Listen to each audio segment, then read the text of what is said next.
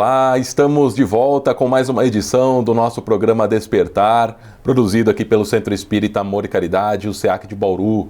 Seja bem-vindo, seja bem-vinda, sou o Jonatas e hoje vamos aqui entrevistar, trocar umas ideias, fazer um bate-papo aqui com o Sidney. Mais uma vez, Sidney, seja bem-vindo ao programa Despertar. Muito obrigado. Hoje o Sidney trouxe um assunto aqui interessante, que é o chamado milagre. Os milagres, Então a gente vai comentar um pouco sobre esse assunto e eu gostaria já de perguntar para o Sidney, esses milagres, chamados milagres, eles realmente existem? Ou será que é alguma fantasia, alguma ignorância nossa, talvez alguma coisa que pode ser explicada pela ciência também, Sidney? O que podemos falar sobre isso? Bem, a palavra milagre tem o sentido religioso e o sentido metafórico. Por exemplo, uma pessoa que não estuda e passa num concurso, a gente pode dizer que é um milagre que aconteceu na vida dele. Mas é uma força de expressão. Agora, com o passar do tempo, as religiões passaram a adotar essa mesma palavra, porque etimologicamente ela significa algo surpreendente, algo assim espetacular. Incomum, talvez? Isso. E as religiões passaram a dar um sentido, vamos dizer assim, espiritual à palavra. Assim, tudo que acontecia de extraordinário, as pessoas passaram a considerar como sendo uma concessão do alto.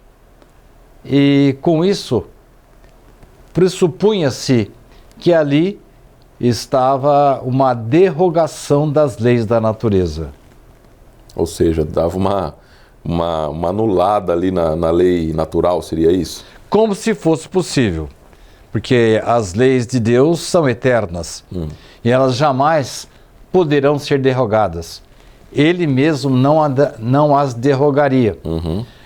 Mas como algumas coisas ficaram sem explicação no transcorrer da história, as pessoas passaram a denominá-las com a palavra milagre. Milagre. Ô Sidney, mas esse milagre então, ele pode realmente acontecer, algo que é diferente do que estamos acostumados, como você disse? Seria mesmo um milagre vindo da divindade, vindo da espiritualidade superior, vindo de Deus? Ou será que são efeitos que a ciência ainda não consegue explicar? Fala melhor pra gente sobre isso. As duas coisas. Há situações em que a ciência não consegue explicar e os estudiosos da parapsicologia, do espiritismo, das leis transcendentais têm explicação. E no transcorrer da nossa conversa vou tentar trazer a explicação. E há também algumas situações em que, quando há mérito do indivíduo, ou ele se especializa em determinada área, ele conta com o apoio e com a ajuda de espíritos superiores, você pode chamá-los de guias, anjos da guarda, elementos da espiritualidade, que o auxiliam. E aí ocorrem coisas que são consideradas como milagres. Nós tínhamos, por exemplo, no Brasil, as cirurgias praticadas por José Arigó. Ele usava de uma faca enferrujada, colocava no olho da pessoa, curava a pessoa e não havia infecção nenhuma, cortava a pele, ela cicatrizava em seguida. A ciência não consegue explicar.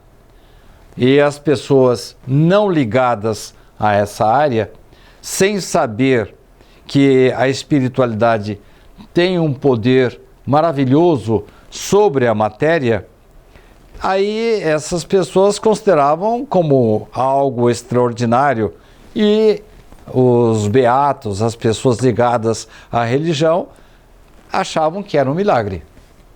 Eu noto, Sidney, que se a gente, por exemplo, acompanhar a história, a gente vê acontecimentos que surpreenderam as pessoas por falta do quê? De tecnologia, de repente, por falta da ciência, Me lembro daquela cena famosa, que o primeiro cinema, a hora que passa uma locomotiva, todo mundo saiu correndo da sala do cinema porque achava que a a locomotiva ia entrar ali na sala e atropelar todo mundo, né? Um bom exemplo. Então acho que a falta de conhecimento também causa uma confusão sobre esse assunto, podemos dizer. Não precisa achar, não. É exatamente isso. É a pobreza intelectual, a falta de estudo, a falta do conhecimento provocava nas pessoas algo assim, uma surpresa que os maravilhava. Aí já achavam que era algum tipo de milagre, de feitiço, alguma coisa assim. Exatamente. Então, manifestações mediúnicas, curas, deslocamentos, casas mal-assombradas, objetos que volitavam, como por exemplo no início do Espiritismo. Como que começaram os fenômenos? Começaram, aliás, em 1848 nos Estados Unidos, com os chamados raps, barulhos provocados por algo inexplicável, uma força inexplicável, e essa força inexplicável começou a dialogar com as pessoas. Isso depois aconteceu na Europa. Mesas que subiam, levitavam, estraçalhavam-se no chão. Milagre, porque estavam derrogando uma lei natural, a lei da gravidade, ou a lógica. Nada de milagre. Essas mesas flutuantes aí que você falou foi quando chamou a atenção do Kardec, não foi? Exatamente. Que era um professor, um cientista. O professor Rivail, de repente, foi chamado a presenciar esses fenômenos de mesas que giravam ou escreviam, as chamadas mesas rotantes. Aliás, a primeira vez que elas apareceram foram na Alemanha, para depois se espalharem pela Europa. E quando chegaram por volta de 1853, 55 em Paris, foi quando o professor Rivail teve a sua atenção voltada para essas mesas. Milagre? Não. Simplesmente influência dos espíritos, dos mortos.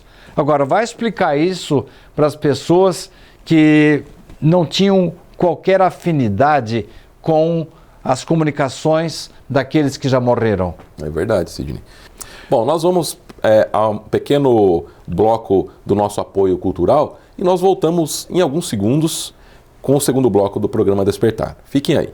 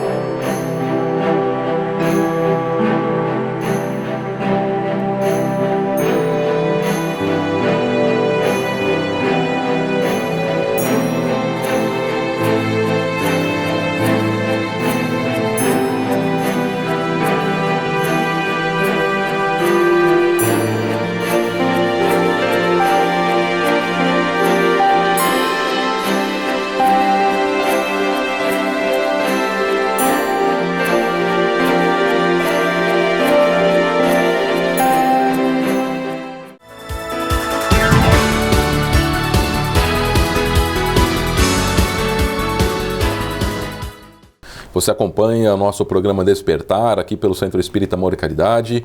Estamos aqui hoje com o Sidney Fernandes falando sobre o assunto milagres, né? Milagres, esses que de repente acontecem na nossa vida, a gente não sabe a explicação. Sidney, uma pergunta rápida, ainda falando um pouquinho sobre o que conversávamos ali no último bloco, no bloco anterior, aliás.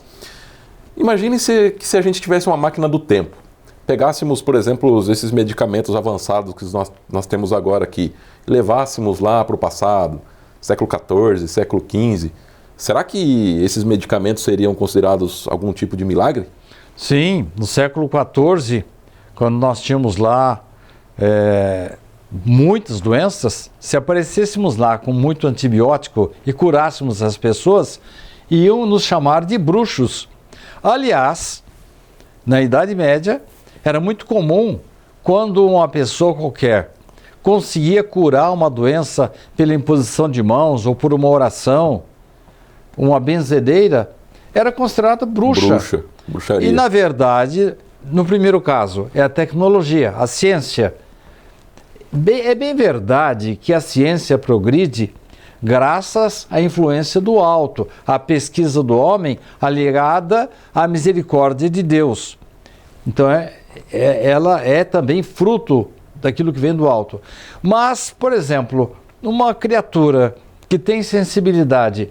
Eu, por exemplo, tinha muito problema gástrico quando era pequeno. Minha mãe me levava para a benzedeira. Eu me lembro quando eu era pequena, minha mãe chegou a me levar para a benzedeira. Então, ela impunha as mãos ali, passava uma arruda na minha barriga e pronto, eu já estava curado.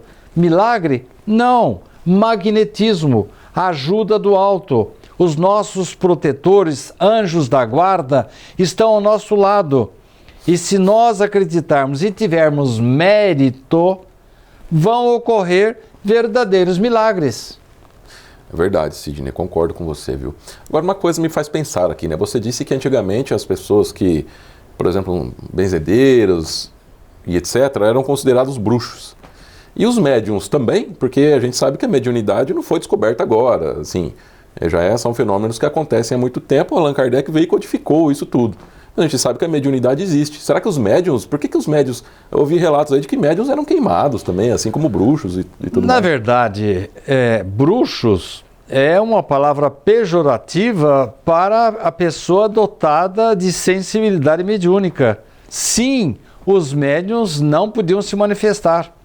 Assim como na época não se tolerava saber que uma pessoa era homossexual, ela era condenada à morte, também aqueles que tinham qualquer ligação com os espíritos, logo se concluía que essa ligação era com o diabo.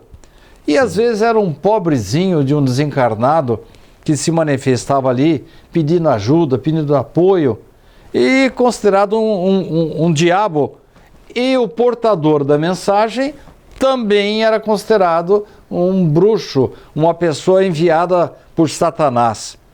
Pura ignorância, falta de estudo, falta de conhecimento das leis naturais, do magnetismo e, mais recentemente, falta de conhecimento da ciência, das leis que regem o homem. Quando Jonatas, que poder-se-ia dizer que você podia fazer um exame através do som? Hoje uma ultrassonografia, uma ressonância magnética, uma tomografia que praticamente fatia todo o seu corpo e depois mostra como é o seu interior, vai mostrar isso para o pessoal na Idade Média. Não, isso aí é crendice, isso é fantasia. Então, uma série de milagres que eram ditos na época, ou o indivíduo era santo ou era um bruxo. Um bruxo. E isso tudo pela carência intelectual, falta de estudo, falta de conhecimento. Então, podemos dizer que essa acomodação intelectual causa os milagres, então, porque quando a gente se acomoda, não aprende nada, não evolui, coisas diferentes a gente trata como milagre. Eu e você, na nossa infância, jamais pensávamos que pudesse surgir um telefone celular. Numa obra de Ivone Pereira, Memórias de um Suicida, quando Camilo Castelo Branco se aproxima de uma instituição do plano espiritual chamada Maria de Nazaré, ele é atendido por uma espécie de videofone. Isso nós estamos falando dos anos 30, 40. Era inadmissível nessa época que você tivesse imagens, nem se falava em televisão. Então, ele foi reconhecido lá dentro pela imagem dele, que apareceu ali fora. Falava-se na minha infância em carros voadores, em discos voadores, mas isso na base da ficção. Hoje nós temos veículos que param no ar, ultrassônicos, que ultrapassam a barreira do som, que são movidos pela energia atômica. A galera tá mandando navinha lá para Marte, lá, com sonda, que está funcionando lá à distância, né? Controle remoto. Exatamente. Então, na verdade, a falta de estudo, e na época, na Idade Média, poucas pessoas sabiam ler, somente os sacerdotes que tinham um certo conhecimento, e infelizmente alguns se prevaleciam da sua cultura para até agredir, até obrigar certas pessoas a fazer algumas coisas, isto é, mau uso da sua cultura. Ora, tudo o que acontecia fora daquilo que eles conheciam, mesmo os mais sábios da época, era considerado como sendo ou uma intervenção de Deus ou uma intervenção do diabo. Isto é, coisas extraordinárias que para eles era normal derrogar a lei da natureza. Para o Espiritismo, não há milagres no sentido de derrogação de lei da natureza. Isso eu queria perguntar, porque é difícil a gente ouvir falar no Espiritismo sobre milagres, né? Por que o Espiritismo não fala, então, sobre milagres? Porque não existem no sentido de se derrogar lei da natureza. As leis de Deus são eternas, jamais elas são modificadas. Mas por que, de repente, então, ocorre a cura de uma pessoa? Então, falta de estudo para saber que o magnetismo, aliado à ajuda do alto, à ajuda de Deus, dos bons espíritos, dos protetores espirituais, isto é, o magnetismo que sai do homem, com o magnetismo dos espíritos, desde que haja mérito. Isso é importante destacar. A pessoa pode ser curada de um fato, uma doença que para os homens seria impossível. Há um caso recente em que uma senhora foi desenganada pelos médicos americanos. E ela recebeu a orientação para ir para um desses países em que se acredita no magnetismo. Se eu não me engano, ela foi para as Filipinas. Chegando lá, isso tudo foi documentado. Depois foi colocado, inclusive, num livro. Há um testemunho, há um registro. E colocaram-se 2 câmeras, uma fixa, mostrando uma espécie de fotografia fixa de como estava o estado dela. E a outra mostrando um ultrassom. No começo, as 2 imagens eram iguais. Aí os 3 magnetizadores começaram impondo as mãos sobre ela, falando uma espécie de frase constante: você está curado, você está curada. Aquela imagem dinâmica, ela foi se modificando e os tumores da bexiga dela desapareceram. Ela saiu dali curada. Para os médicos ocidentais, ocorreu o quê? Um milagre. Para os orientais, não, simplesmente a força do magnetismo aliada à bondade de Deus. Agora, vem aquela pergunta, Jonatas. Aquela mulher foi curada. A cura dela será duradoura? Ela vai ficar boa para sempre? Aí vai depender do seu comportamento. Porque a doença sempre demonstra algo de errado em nossa alma. Se a partir dali o comportamento dela for bom, o mesmo mérito que ela teve para ser curada, ela levar adiante, continuar com uma vida religiosa, uma vida em favor do semelhante, esquecendo-se de si mesma, o egoísmo, dando lugar ao altruísmo, aí sim a cura será duradoura. Mais ou menos o que Jesus dizia para as pessoas que ele curava: olha, toma cuidado, eu curei você, mas não peques mais, para que não lhe ocorra coisa pior. Então, é isso que acontece. Bom, nós vamos para mais um pequeno apoio cultural e daqui a alguns segundinhos voltamos aqui com esse assunto milagres no programa Despertar de hoje. Fique aí.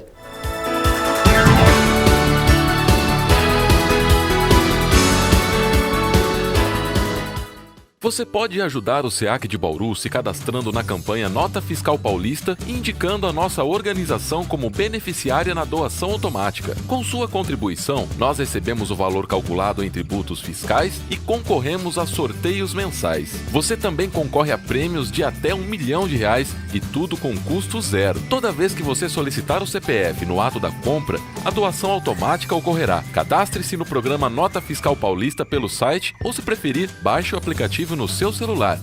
Faça seu login e siga o passo a passo que o sistema oferece. Escolha a opção Entidades e, em seguida, Doação de Cupom Fiscal com CPF Automático. Pesquise pelo nosso CNPJ, Centro Espírita Amor e Caridade, e selecione Prazo Indeterminado. Pronto, agora você já está ajudando o SEAC e todos os nossos projetos. O Centro Espírita Amor e Caridade de Bauru agradece.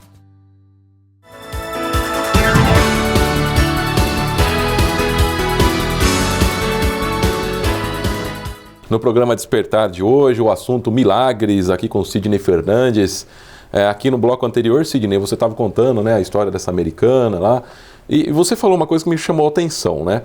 Bom, foi feito lá uma cura, né, uma espécie de cura, através de passe, de magnetismo, e essa pessoa foi curada, certo? Então tem duas perguntas. Então quer dizer que se eu for curado, mas eu não continuar tendo uma vida que me leve a continuar tendo mérito, eu posso ficar doente novamente? Sim, sim. Aliás, Chico Xavier, uma vez, perguntaram para ele, Dr. Fritz, através de Arigó, perguntou, posso curar o seu olho? Melhor não. Deixa assim mesmo. Porque eu não estou preparado ainda para a cura. E se você curar meu olho, vai estourar a doença em algum outro lugar. Então é a doença da alma que vai estourar em algum lugar. Então você tem que curar a causa. Deixa eu ver se eu entendi, Sidney. Desculpa te interromper. Imagina que eu tenho dores de cabeça constantes. Aí eu vou lá e fico tomando remédio para dor de cabeça todo dia. Ou seja, vou tirar a dor de cabeça ali paliativo. Por algumas horas, mas na hora que acabar o efeito do remédio vai voltar de novo. Eu preciso descobrir o que está acontecendo. Exatamente. Pode ser um problema gástrico, pode ser um tumor cerebral, pode ser um problema sanguíneo, pode ser um problema de falta de sono. Enfim, você vai ter que procurar a causa. Aquela senhora que você mencionou, ela passou a ter uma vida regrada, religiosa. Que religião? Não importa. Desde que ela se espiritualize, ela conseguiu limpar a sua alma. Exatamente como Jesus disse. Tome cuidado, eu curei você, mas não peques mais, não faça a mesma besteira de novo. Não traga sujeira para sua alma outra vez, senão a doença vai voltar. Vai te acontecer coisa pior. E com essa senhora não. Ela persistiu no bem e conseguiu manter-se com saúde. Com saúde. É interessante, né, Sidney? E você também agora, nesses minutos finais aqui do nosso último bloco do programa, você havia comentado comigo sobre uma história da Joana de Cusa, é isso? Isso. Conta pra gente essa historinha aí. Joana de Cusa consta, inclusive, da Bíblia. Por que Joana de Cusa? Porque ela era esposa de Cusa, um intendente de uma alta autoridade romana. E ela seguia Jesus. E naquela época, seguir Jesus era um problema. Você era considerado um acelerado, um revoltoso. Pois bem, Joana de Cusa, quando Cusa, seu marido, perdeu os seus bens, ele perdeu a influência, Joana, e acabou falecendo, acabou morrendo, Joana, ela ficou ao Deus dará. Embora seguisse as recomendações de Jesus, ela foi levada para a arena e foi colocada fogo nela porque era considerada uma cristã. Agora, na hora H que as chamas estavam subindo, aquela lenha embebida de óleo inflamável, começou a lamber o corpo dela com dores horríveis, ela se manteve serena, se manteve aparentemente sem dor. O que aconteceu ali? Um milagre? Mais tarde descobriu-se que no momento em que ela estava abafando aquele sofrimento enorme que ela tinha, Jesus veio e estendeu a mão para ela e anestesiou as dores dela. E ela partiu, morreu sem dor. Milagre? Não. Mérito e misericórdia de Jesus, que veio recebê-la. Ô Sidney, então você falou bastante desse mérito, né? E o que a gente então deve fazer? Existe uma receitinha aí para a gente conseguir alcançar esse mérito? Sim, é uma receita muito fácil. É você conhecer-se melhor. É você toda noite, na sua oração, perguntar para você mesmo onde é que você está errando. Como já falei no bloco anterior, a doença nada mais é do que o reflexo de algum ponto obscuro na sua alma, naquele corpo que nós não vemos. Quando nós erramos, nós criamos um ponto escuro ali. Quando nós fazemos mal para alguém, nós criamos uma espécie de mancha, de ferida, que vai corporificar-se em forma de dor, de doença, de carência. Pois bem, quando eu me conheço, eu começo a perguntar para mim mesmo, o que eu estou fazendo errado na minha vida, e passo a corrigir o meu comportamento, é como aquela música do Roberto Carlos. Daqui para frente tudo vai ser diferente. A partir dali eu não vou errar mais. Eu não vou ser mais desonesto. Eu vou tratar bem meus filhos. Eu só vou falar a verdade. Eu vou procurar ser altruísta em vez de egoísta.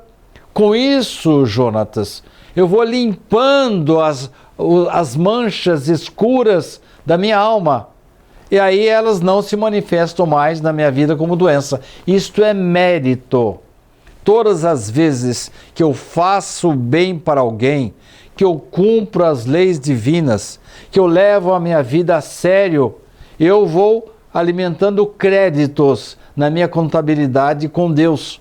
E aí, onde o mais anula o menos, quando eu faço bem, eu uso apenas a verdade, a honestidade, eu vou anulando alguns pontos negativos e aí eu não adoeço mais. Ou seja, você, como o Theo sempre fala, né, a gente vai passando um alvejante aí no nosso. Exatamente. O alvejante é um alvejante mesmo. Uhum. O bem é um alvejante. Isso. Richard Simonetti costumava dizer assim, quando o amor chega antes, quanto mais amor, menos dor. Menos dor. Então, quando você consegue desenvolver o amor na sua vida, você tem menos dor. A gente não consegue, então, a evolução ou melhora na nossa vida na marra, na bronca, na bravata. Tem que ser ao contrário. Não há milagre que traga felicidade. A felicidade é alcançada com o milagre que nos é trazido pelas informações dos anjos da guarda, o milagre da solução, das dúvidas que temos, nós temos que fugir delas e passar a ter uma conduta boa. A partir do momento que eu tomo consciência dos meus erros e passo a corrigi-los, aí ocorre o milagre da saúde, o milagre da harmonia. Não há almoço grátis, só através do mérito. Bom, Sidney, eu vou convidar você para que venha em outro programa aqui para continuar esse assunto. Ainda tem muitas dúvidas aqui, mas hoje vamos ficando por aqui. Obrigado por ter participado com a gente. Muito obrigado. Até o próximo programa Despertar. Estaremos de volta com mais um assunto sobre o Espiritismo. Fiquem com Deus. Tchau, tchau.